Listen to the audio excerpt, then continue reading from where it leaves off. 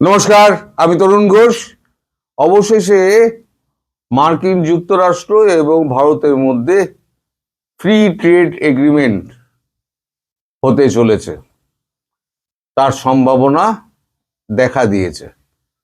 কারণ ভারতের সঙ্গে মার্কিন যুক্তরাষ্ট্রের যে বিষয়টা নিয়ে আটকে ছিল সেটা হচ্ছে বাংলাদেশ ইস্যু এবং সঙ্গে দক্ষিণ পূর্ব এশিয়ার মার্কিন যুক্তরাষ্ট্রের অবস্থানগত কৌশলগত অবস্থান, এই নিয়ে একটা ঘোরতর গন্ডগোল দুজনের মধ্যে লেগেছিল।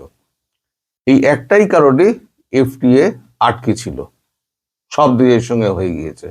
এখন শেষে ইউরোপিয়ান ইউনিয়নের সঙ্গে যখন ট্রেড এফটিএ হয়ে যায়, সেই সময় কিন্তু ট্রাম্প কিন্তু চাপে পড়ে যান, আরো বহুমুখী চাপে পড়েছেন, সেটা আমি পরে বলছি।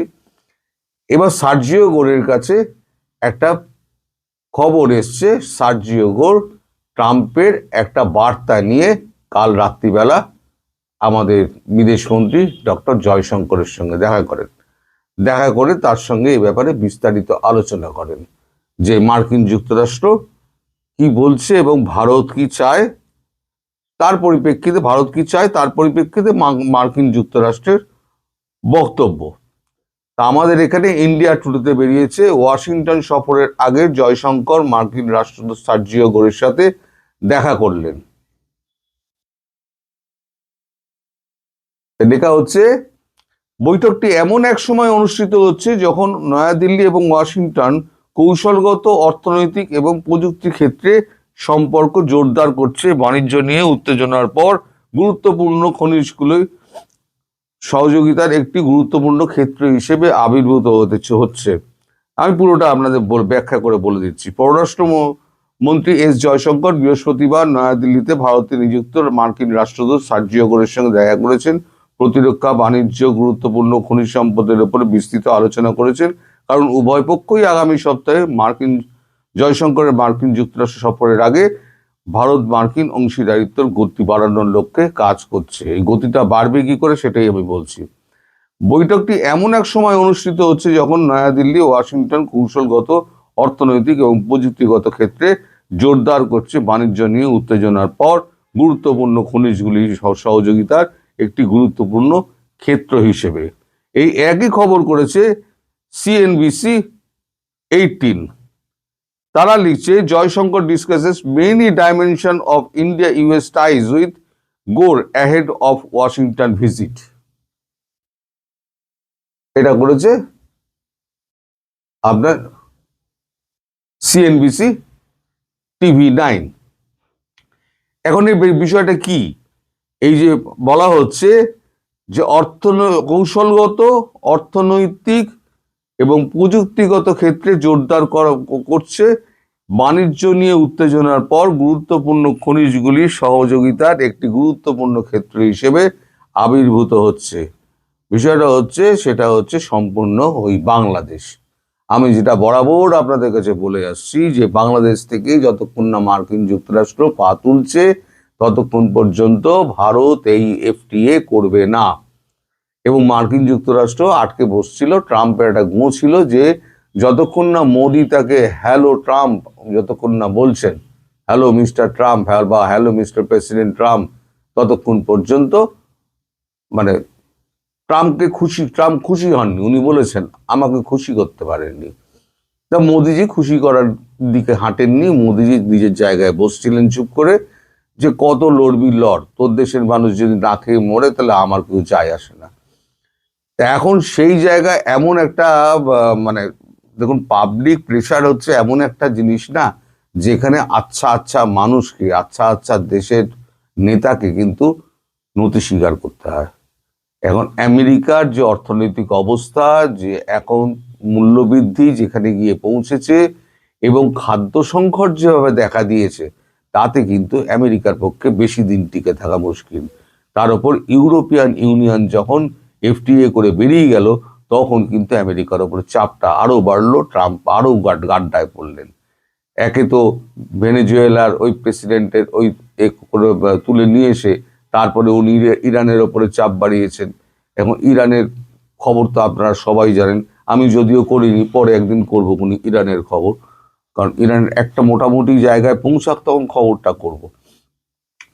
এখন যেটা বলা হচ্ছে সেটা হচ্ছে যে একটা লিখিত চুক্তি করতে হবে, যেটা ওয়াশিংটনকে বলা হয়েছে থ্রু সার্জিও গোর, যে ভারত যেটা বলেছে সেটা লিখিত চুক্তি করতে হবে। সেটা কি নিয়ে? গণতন্ত্র, আইনের শাসন, মানবাধিকার সহ সকল প্রকার সন্ত্রাসবাদ নিয়ন্ত্রণে দিল্লি ওয়াশিংটন অঙ্গীকারবদ্ধ, এই মর্মে চুক্তি সম্পাদিত করতে হবে। সঙ্গে দক্ষিণ পূর্ব এশিয়া কৌশলগতভাবে এই চুক্তির মধ্যে থাকবে।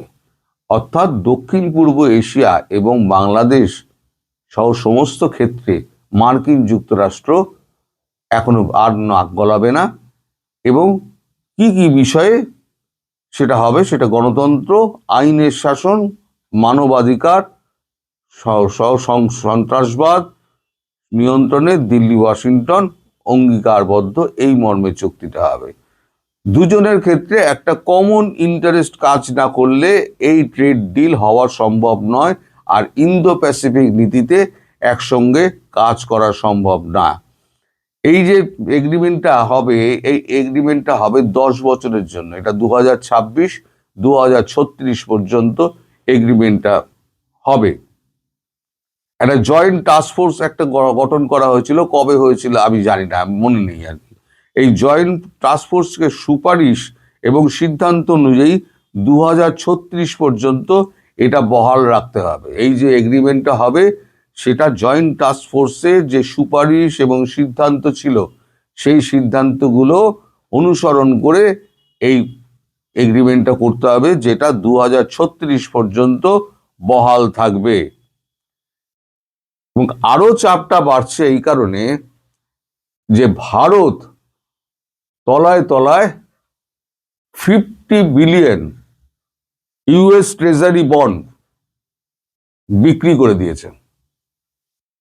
একই তো মার্কিন যুক্তরাষ্ট্রের ধার বাড়ছে, এখন বোধহয় 38 ট্রিলিয়ন ডলার হয়ে গিয়েছে। তারপরে যদি ভারতের কাছে 400 বিলিয়ন ডলারের ট্রেজারি বন্ড আছে। ট্রেজারি বন্ড কি? আগে একটা সুরক্ষিত জায়গা ছিল যে আমি ট্রেজারি বন্ড ইস্যু যখন করে আমেরিকা, তখন আমি ডলার দিয়ে ট্রেজারি বন্ড কিনে রেখে দিলাম, যে ওই টাকাটা আমার সুরক্ষিত থাক, ব্যাংকে রাখার মতো মার্কিন যুক্তরাষ্ট্রের কাছে রইল। এখন যখন এই ওয়েপনাইজেশন মানে অস্ত্র হিসেবে যখন এই ডলারকে ব্যবহার করা হচ্ছে এবং ট্যারিফকে যখন অস্ত্র হিসেবে ব্যবহার করা হচ্ছে, তখন বিশ্বের কাছে মার্কিন যুক্তরাষ্ট্র তার কিন্তু মানে এটা কি বলে যে ওটা কি বলবো যে সুরক্ষা, আত্মবিশ্বাস, যেটা গ্যারান্টি, টাকা রাখার গ্যারান্টি, যেমন রাশিয়ার 360 বিলিয়ন ডলার ব্লক করে দিল। তখন বিভিন্ন দেশ ভাবছে যে আমাদের যে সমস্ত এই যে ট্রেজারি বন্ডগুলো রয়েছে, এই ট্রেজারি বন্ডগুলো যদি আমাদের যে কোনো দিন আটকে দেয়, তাহলে পরে তো আমাদের টাকাটা যাবে। ফলে এই ট্রেজারি বন্ডগুলোকে ধীরে ধীরে ছাড়ো। যেমন চায়না অলরেডি 150 বিলিয়ন চায়না ছেড়ে দিয়েছে, ভারত 50 বিলিয়ন ছেড়েছে, এবং বাকি 350 বিলিয়ন এখনো হাতে রেখে দিয়েছে। এটাও একটা বড় চাপ, যে এইভাবে যদি ট্রেজারি বন্ড যদি বিক্রি করে দেওয়া হয়, তাহলে ওই টাকাটা তো মার্কিন যুক্তরাষ্ট্রকে ফেরত দিতে হবে। ভারত কি করছে? ওই 50 বিলিয়ন ডলার যেটা ফেরত পেল, সেটা দিয়ে ভারত সোনা কিনে নিল। এই যে সোনার বাজারে এত যে চড়া দাম দেখছেন না, সেটা হচ্ছে সব ওই ট্রেজারি বন্ড বিক্রি করার টাকা। ওই যত ট্রেজারি বন্ড বিক্রি হচ্ছে সব গিয়ে সোনার ওপরে গিয়ে পড়ছে। সোনা সমস্ত দেশগুলো কিনে তার ভাঁড়ারে স্টক করছে, তার জন্য সোনার দর এই চরচর করে বাড়ছে, এবং এটা অব্যাহত থাকবে। সোনার দর কিন্তু নামার কোনো রকম মানে স্কোপই নেই, নামবে না সোনার দর। যত দিন যাবে এটা 10 লাখ টাকায় পৌঁছে যাবে 10 গ্রাম, এটুকু জেনে রাখবেন।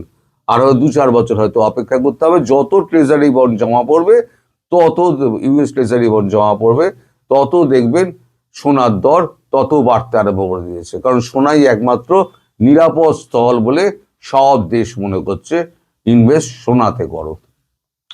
এখন এই সমস্ত যখন কাণ্ড ঘটছে, তখন ভারতের কাছে যখন অফারটা এসছে যে ফ্রি ট্রেড এগ্রিমেন্টটা আমাদের করে নিতে হবে, আপনারা কি শর্তে ফ্রি ট্রেড এগ্রিমেন্ট করবেন, তখনই ভারত বলেন বা জয়শঙ্কর বলেন যে আমাদের সঙ্গে এই যে ইন্দো প্যাসিফিক চুক্তি বা আমাদের এই যদি অন্যান্য চুক্তিগুলো যদি মেনটেন করতে হয়, তাহলে পরে এখন যেটা করতে হবে সেটা হচ্ছে ওই যে সুপারিশ যেটা করা হয়েছিল, জয়েন্ট টাস্ক ফোর্সের সুপারিশ এবং সিদ্ধান্ত, সেই সিদ্ধান্ত অনুযায়ী আমাদের 2036 পর্যন্ত একটা চুক্তি করতে হবে, যে চুক্তির মধ্যে ওই গণতন্ত্র, আইনের শাসন, মানবাধিকার, দমন, সন্ত্রাসবাদ নিয়ন্ত্রণে দিল্লি ওয়াশিংটন অঙ্গীকারবদ্ধ, এই মর্ম ওই চুক্তিটার মধ্যে থাকতে হবে।